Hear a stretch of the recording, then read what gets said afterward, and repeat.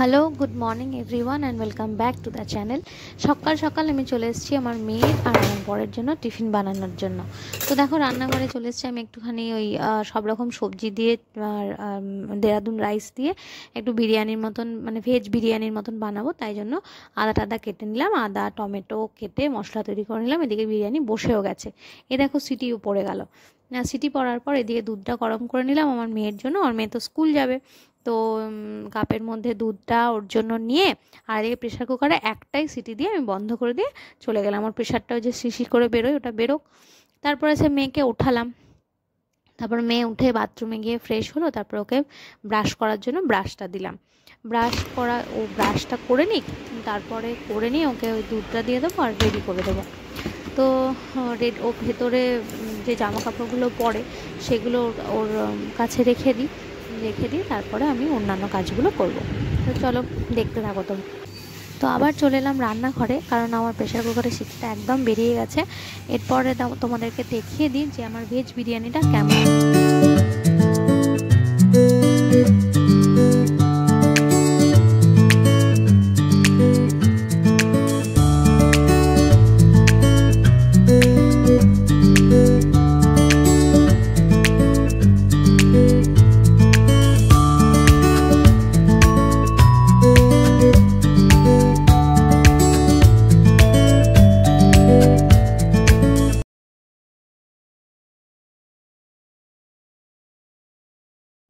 তোমাদের সাথে একটা জিনিস শেয়ার করি, দেখো আমার মেয়ে ক্লাস 5-এ প্রিফেক্ট সিলেক্ট হয়েছে, তাই তার জন্য ব্যাচও দিয়েছে। তো এবার চলে গেল মেয়ে, টাটা করে দিয়ে আমিও চলে এলাম বাড়িতে আমার বাকি কাজ ছাড়ার জন্য।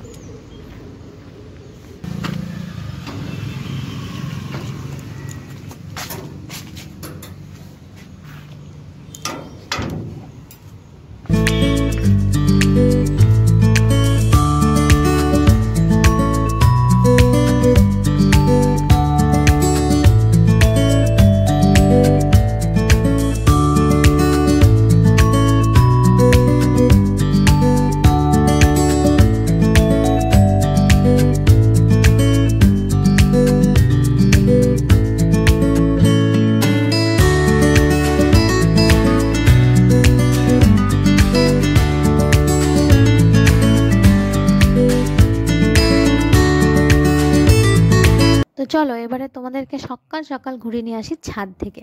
ছাদে খুব সুন্দর একটা দৃশ্য তোমাদেরকে দেখাবো, দেখে তোমাদেরও মনে হয় খুব ভালো লাগবে। সকালবেলায় এই জামা কাপড়গুলো আসলে আগের দিন রাত্রেবেলা মানে সন্ধেবেলা আমি ধুয়ে দিয়েছিলাম, কিন্তু পুরোপুরি শুকায়নি। তাই জন্য মানে এখন একটুখানি রোদে না দিলে তো এগুলো ঘরে রাখা যাবে না, তাই জন্য একটু রোদে দিয়ে দেবো। কিন্তু তার সাথে তোমাদেরকে দেখাবো একটা খুব সুন্দর জিনিস। প্রত্যেক দিন সকালবেলা আমার শ্বশুরমশাই পুজো দেন আর সকালবেলায় পায়রাদেরকে খাওয়ান। তো পায়রাদেরকে ডাকে, মানে এত সুন্দর করে মানে শ্বশুরমশাইকে চিনে গেছে ওরা, তো প্রত্যেক দিন খাবার দেয় আর হরে কৃষ্ণ নাম করতে করতে ওদেরকে খাওয়ায়। ওনাদের বলছি আমি আবার ভুল করে। তো উনি এত সুন্দর করে মিষ্টি করে হরে কৃষ্ণ নাম করতে করতে ওই পায়রাগুলোকে ডাকে, পায়রাগুলো মনে হয় সেই নাম শুনে টানে টানে চলে আসে। তো আমার শ্বশুরমশাইয়ের হাতে বসে কি সুন্দর করে খায় জানো তো।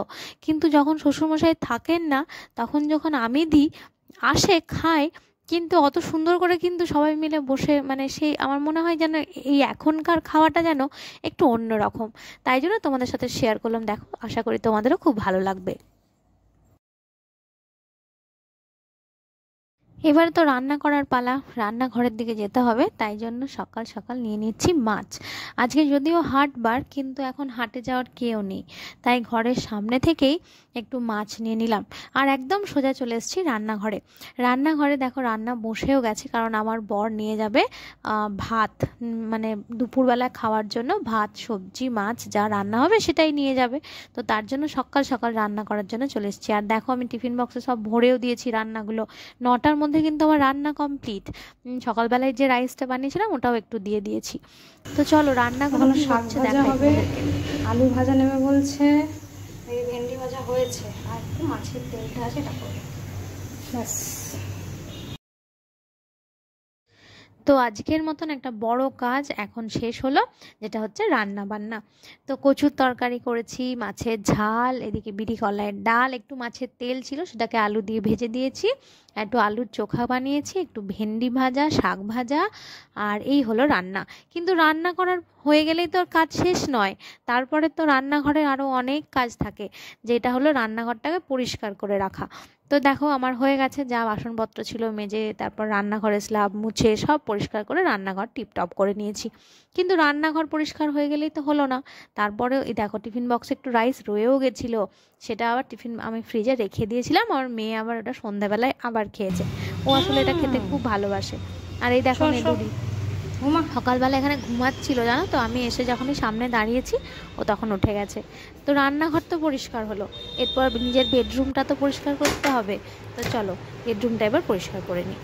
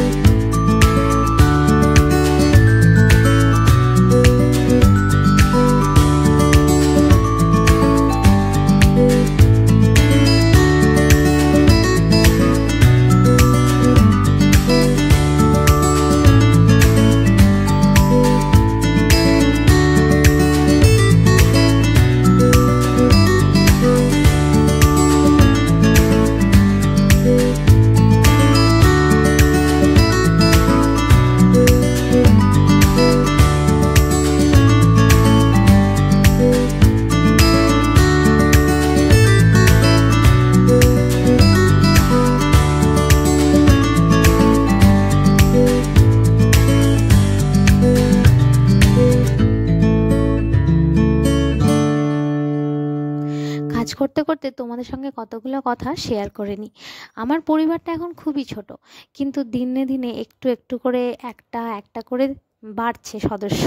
তো যাই হোক, কত বড় হবে, কত দূর যাবে তা তো আমি এখন থেকে বলতে পারবো না। কিন্তু যারা এখন আমার পরিবারের সদস্য হয়ে উঠেছো, জানি পরিবারটা খুবই ছোট, কিন্তু তবুও যারা আমার সদস্য রয়েছে আমার পরিবারে, তাদেরকে অসংখ্য ধন্যবাদ আমার সঙ্গে থাকার জন্য। আর আমি আশা করব যে তোমরা আমার সঙ্গে এইভাবে থাকবে, আমাকে সাপোর্ট করবে। আর আমার ব্লগগুলো যদি তোমাদের ভালো লেগে থাকে তাহলে একটা লাইক, শেয়ার, কমেন্ট আর সাবস্ক্রাইব করতে ভুলবে না কিন্তু।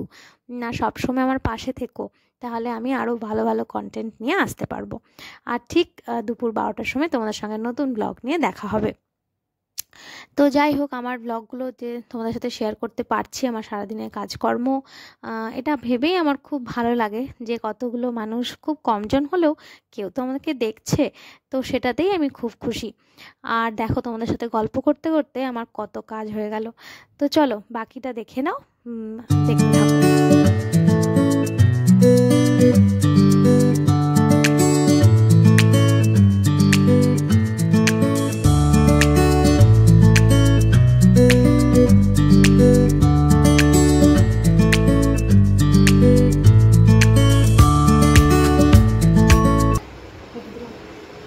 জামাটা লাগিয়ে দেবো, আর এই শার্টটা কাচতে এই উপরে তুলে দিয়েছে, মানে এই যে এগুলো কাঁচা বেরিয়েছে, এগুলো স্নান করার সময় কেচে দেবো। তো চলো, এটাই হচ্ছে, এরপর আর কিছু সেরাই বা স্নান করবো, এগুলো কাচবো, এগুলোই কাজ। তো এখন আর সকালের কাজ এখানেই শেষ, এরপর স্নান আর কাচাকুচি এগুলো হচ্ছে আমার কাজ। তো যাই হোক, এটাই আমার মর্নিং রুটিন, মানে যেদিনকে যখন আমার মেয়ে স্কুল থাকে, বরের অফিস তো সবসময় থাকে, তো এই সব কিছু মিলিয়ে সকাল থেকে এইসব কাজকর্ম আমার থাকে, যেটা তোমাদের সাথে শেয়ার করলাম। আমার মর্নিং রুটিন, মানে বিজি হাউসওয়াইফ মর্নিং রুটিন। তো যাই হোক, তোমাদের কেমন লাগলো সেটা কমেন্টে আমাকে জানিও। আর দেখা হবে পরবর্তী একটা নতুন ব্লগের সাথে। ততক্ষণ তোমরা সবাই ভালো থেকো, সুস্থ থেকো, সাবধানে থেকো। Good bye.